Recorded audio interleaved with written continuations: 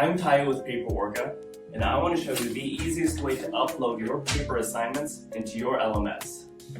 Let's open up the Paper Orca app, and it's really easy. All you have to do is take pictures of worksheets, and it's going to figure out who it belongs to, what class they're in, what assignment worksheet, even a page number in that worksheet.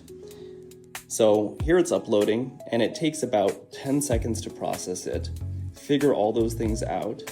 But there we go. It's detected that this is Ravi's work, and I can even go to my LMS, and I've got a nicely cropped and shadow enhanced scan in here.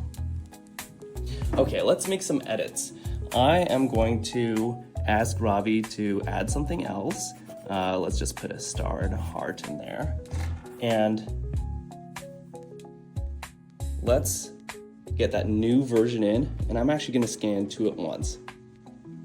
And while that's processing, I'll show you how easy it is to get this whole table's work in here. And the beauty is you do not need student devices. You can just have one teacher device, a phone or tablet, and I like to scan as I'm visiting different tables. I'm going to try 3 at once here. But you can also have a station, or you can lock this app to the phone and pass it around. And in that case, all of this student information will be hidden. All right, it's finished uploading. Let's double check. All right, we've got the new edits in there. And what I'm gonna do is finish the rest of my roster and show you what you can do once you've uploaded all the worksheets into Paper Orca. Okay, we've got Ravi's work here, and I asked kids to roll a couple of dice a few times, record the results, and then make some predictions. What would happen if we did this 600 more times? I'm really interested in those predictions. So I'm gonna select this region, click Open Gallery to see responses side by side.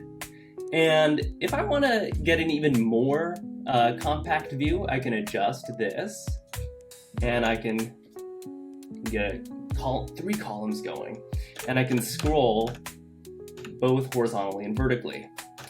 I see some kids did some math here, some wrote 100, we have some blank ones.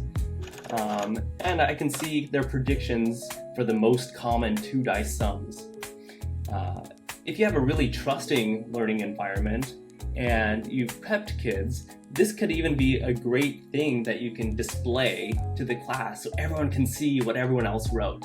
Again, depends on your circumstances, you know your class best. Okay, and now I want to create a talking point for the next class to drive our inquiry-based learning. So I'm going to pop over to the blank worksheet, and I want to create an aggregate graph of everyone's results together. So I'm going to create a bar chart, and every chart needs a title. I'm going to just call it individual die values for period 8.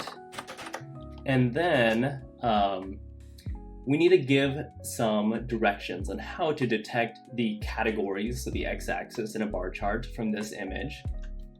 Let's say use the printed numbers at the bottom. And then the quantity for a bar chart is the y-axis. How would we figure that out from this image? I'm going to say use the number of filled in boxes in the column directly above the printed number. Okay, I'm going to hit create. And those prompts are actually something that could be really useful to do as a class, so that everyone's thinking about what do we want this graph to look like, and what can we expect from the different axes. So I'm going to open that up, and we've got all of our students' data here, and we can very dramatically reveal results little by little, and it's adding these up and marking them according to who contributed them. You may want to pause in the middle, ask, has anyone's predictions changed or not? And let me tell you, when We've done this in classrooms. The students are very engaged and very excited to see their data show up.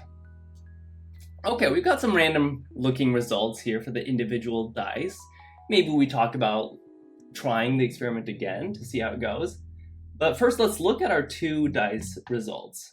So I'm going to do the same thing here. 2 dice sums, period 8, and the category, use the printed numbers at the bottom, and then use the number of filled boxes in the column directly above the printed number. The more specific, the better. You probably don't need to be that specific, but this is a really powerful tool because your worksheet does not need to look like this. You could have students doing tables of XY data or just lines with labels and little chicken scratches, as long as you can describe how to get that data from how they've drawn it. Oh, whoops. Okay, so let's open that up. And once again, we can do the slow reveal. And things are starting to look a little bit different now. We're getting a little bit of a bell curve. So this is a really powerful way to show, not tell, and use student work to drive your next lesson. Thanks for watching, and I wanted to let you know that as a new product, Paper Orca is looking for pilot partners for the upcoming school year. If you work at a school district, or university, we'd love to hear from you. Go to paperorca.com/pilot and fill out this quick form. Thanks again for going on this deep dive with me, and I'll catch you next time.